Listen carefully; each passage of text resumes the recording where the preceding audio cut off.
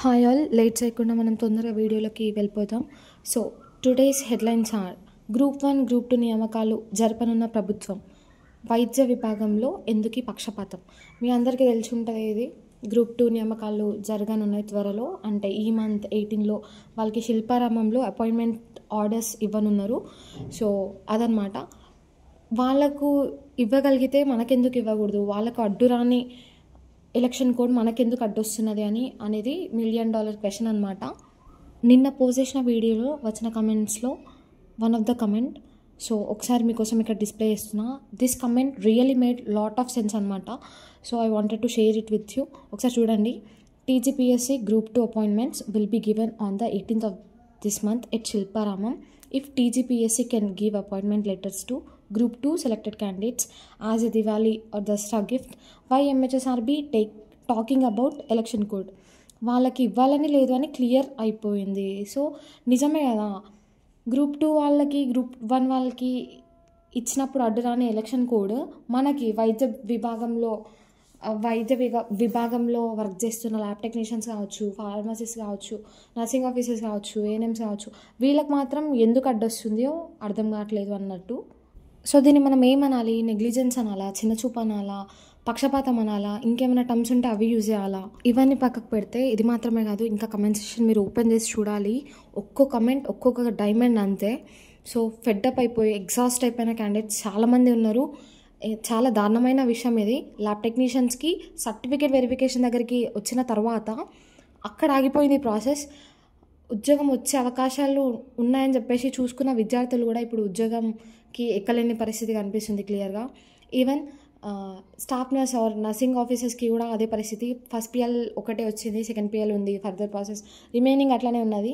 ఇంకా వీళ్ళిద్దరిది ఇట్లుంటే ఇంకా ఫార్మసిస్ట్ ఇంకా ఏఎన్ఎంది అయితే అది అసలు చెప్పాల్సిన అవసరమే లేదు. అది ఒక మన బాధని వర్ణించడానికి వర్ణమాల సరిపోదు కావచ్చు, మనం పడుతున్న వేదనని వర్ణించడానికి గ్రంథాలు కావచ్చు రాస్తే. సో ఇట్లున్నది సిచ్యువేషన్ ప్రజెంట్లీ. సో అన్నిటికీ ఆన్సర్, సొల్యూషన్ ఏంటిది అని అంటే యాక్టివేషన్. మన బాధని మనమే తీర్చుకోవాలి. మన ఆందోళనని వ్యక్తపరచాలి. గ్రూప్ 1 ఇంకా గ్రూప్ 2 గ్రూప్స్ ఇష్యూస్ ఏదైతే ఉందో అది నోటీస్ అయింది, ప్రభుత్వ దృష్టికి వెళ్ళింది కాబట్టి అదంతా తొందరగా ప్రాసెస్ అయింది. సో ఈవెన్ మనది కూడా నోటీస్ అవ్వాలి, మనం పడుతున్న వేదన కూడా అవతల వాళ్ళకి అర్థం కావాలి. సో దట్ వాళ్ళు తొందరగా స్టెప్స్ తీసుకునే అవకాశాలు ఉంటాయి. మనం ఎంత సైలెంట్ ఉంటే ప్రాసెస్ అంత డిలే అయిపోతుంది, మనం చాలా నష్టపోతాం. సో వీటిని అన్నిటినీ సాల్వ్ చేసుకోవడానికి మనం ముందున్న ఏకైక మార్గం ఇది. మనం వెళ్ళి అడగడం, మనం వెళ్ళి వెళ్ళి అడగడం అనమాట. సో ఏం చేయాలో నేను ఇప్పుడు క్లియర్గా చెప్తా. అందరూ కొంచెం మంచిగా వినండి, మీ అందరికీ అర్థం కావాలి అని చెప్పేసి నేను ఇది ఇక్కడ క్లియర్గా చదువుతున్నా. ఇప్పుడు let me start reading it. So medical and health అభ్యర్థులందరికీ పిలుపు. మిత్రులారా, lab technician, nursing officers, pharmacist, ANM అభ్యర్థులందరికీ తెలిసిందే. రాష్ట్ర ప్రభుత్వం medical and health recruitment board MHSRB ద్వారా ఒక సంవత్సరం క్రితం నోటిఫికేషన్ విడుదల చేసి పరీక్షలు నిర్వహించింది. కానీ ఇంతకాలం గడిచినా కూడా తుది ఫలితాలు విడుదల చేయకపోవడం వల్ల వేలాది నిరుద్యోగ యువతులు తీవ్ర నిరాశలో ఉన్నారు. ఇక ఈ ఆలస్యం కారణంగా పలువురు కోర్టులకు వెళ్లే పరిస్థితి ఏర్పడింది. గ్రూప్ 1, గ్రూప్ 2 వంటి ఇతర నోటిఫికేషన్లు ఎన్నికల కోడ్ మధ్య కూడా ముందుకు సాగుతుంటే మన పోస్టుల విషయంలో మాత్రం కోడ్ అడ్డుపడుతోందా లేక నిర్లక్ష్యం జరుగుతోందా? ఒక్క క్షణం మనమంతా ఆలోచించాలి. పరీక్ష రాసి సంవత్సరం గడిచినా ఫలితాలు రాకపోవడం, ఇది మన జీవితాలపై ఎంత ప్రభావం చూపుతుందో ప్రభుత్వం తెలుసుకోవాలి. ఇప్పటికే మేము మంత్రి గారిని, ప్రజాభవన్లో ప్రణాళిక సంఘం ఉప అధ్యక్షులు శ్రీ చిన్నారెడ్డి గారిని మరియు పలువురు ఉన్నత అధికారులను పలుమార్లు కలుసుకున్నాం. CITU నాయకుడు భూపాల్ అన్నగారి ఆధ్వర్యంలో వర్షం లెక్క చేయకుండా 3 గంటల పాటు నిరసన కూడా చేసినాం. ఇప్పటికీ కూడా బోర్డు అధికారులు స్పందన సరిగ్గా లేదు. ఇప్పుడు ఇక మనం ఐక్యంగా నిలబడే సమయం వచ్చింది. తేదీ మార్క్ ద డేట్ 17/10/2025 శుక్రవారం, 17/10/2025 శుక్రవారం. స్థలం ప్రజాభవన్, హైదరాబాద్. అన్ని కేటగిరీల అభ్యర్థుల lab technician, nursing officers, pharmacist, ANM కనీసం 1000కి పైగా ఒకటై ప్రజాభవన్ వద్దకు ప్రజాభవన్ వద్దకు చేరి శ్రీ చెన్నారెడ్డి గారిని మరోసారి కలిసి మన ఫలితాల విడుదల కోసం బలమైన పిలుపు ఇవ్వాలి.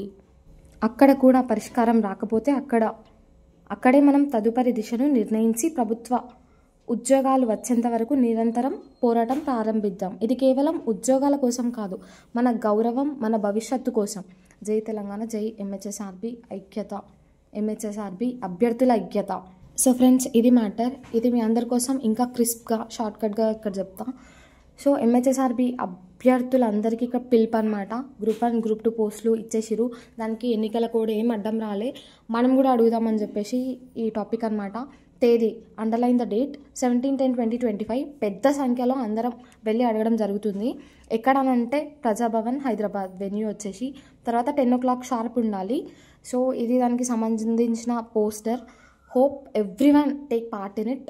ఖచ్చితంగా అందరూ రావాలని చెప్పేసి కోరుకుంటున్నాం. ఈ వీడియో ఇంకింతే. మీ అభిప్రాయాన్ని కమెంట్ రూపంలో తెలియజేయండి. ఖచ్చితంగా రాయడానికి ప్రయత్నించండి.